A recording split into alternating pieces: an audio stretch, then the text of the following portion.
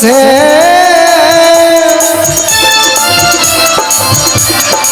रहेंगे। ये जो आपको आशीर्वाद दिए हमारे देश के जवान हैं, फौजी जवान, रहेंगे बाटे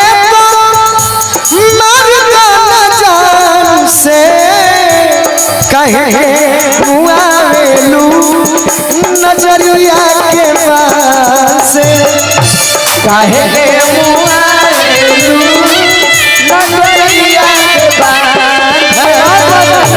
कहे मुआवेलू नजरिया के पास। घर से अरे सोची सवार के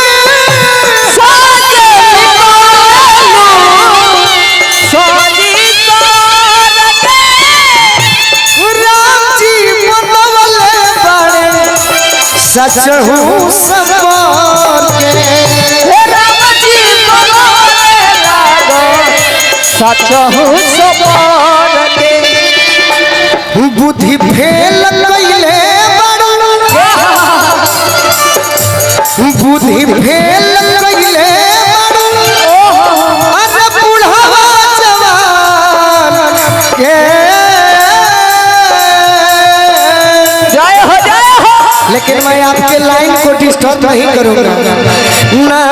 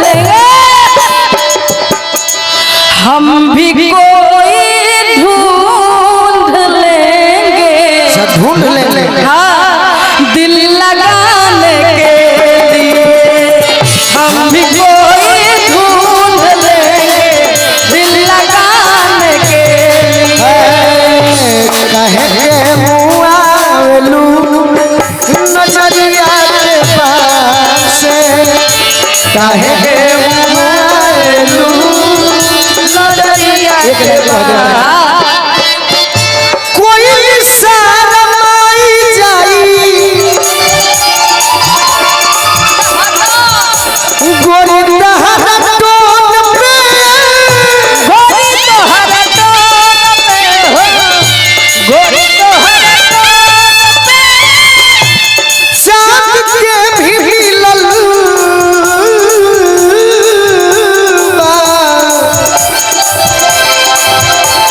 गोराई तो से लोग में जय हो अपना तू बोलूंगे